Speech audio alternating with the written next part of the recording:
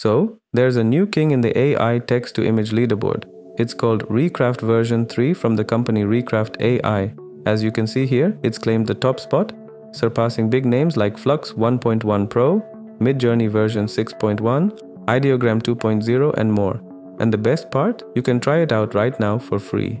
In this video, I'll guide you through the basics of using Recraft version 3, highlighting its unique features, and we'll do some hands-on comparisons with Flux 1.1 Pro, Midjourney version 6.1, and Ideogram 2.0. Let's dive in.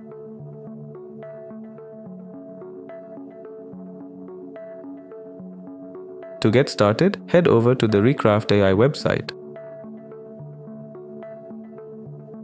Once you're there, log in or sign up if you haven't already. You'll notice the platform's interface is built with a canvas and layer-based workflow, designed to make image editing precise and easy. Now let's start by pasting a prompt and generating an image.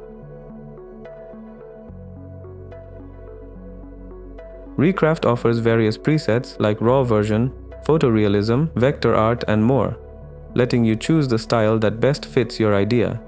Generating an image here uses 1 credit and you're given 50 free credits daily, so there's a lot of room to experiment.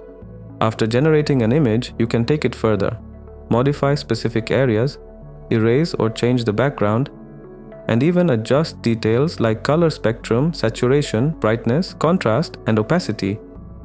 It's a full toolkit that allows for fine-tuning your visuals without needing extra software. Now that we've got our first image, let's see how it stacks up against some of the other top models. We'll compare Recraft version 3 with Flux 1.1 Pro, Midjourney version 6.1, and Ideogram 2.0. I used the same prompt for each model, and here's what we got.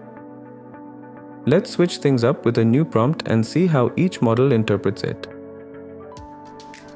We'll generate images across all models to compare their unique styles and strengths. Now, let's dive into how each model handles text integration in the images.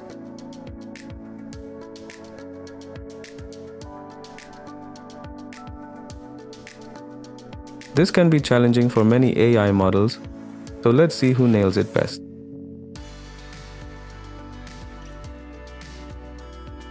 Let's experiment with yet another prompt to see if these models can keep up with diverse creative demands.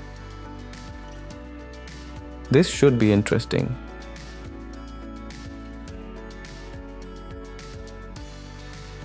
So, what do you think? Which AI-generated image stood out to you the most? Let me know your favorite in the comments below. If you enjoyed this breakdown, be sure to hit that like button and subscribe for more AI tool reviews and tutorials. Check the description for links to each model we explored today. Thanks for watching, and I'll see you in the next video.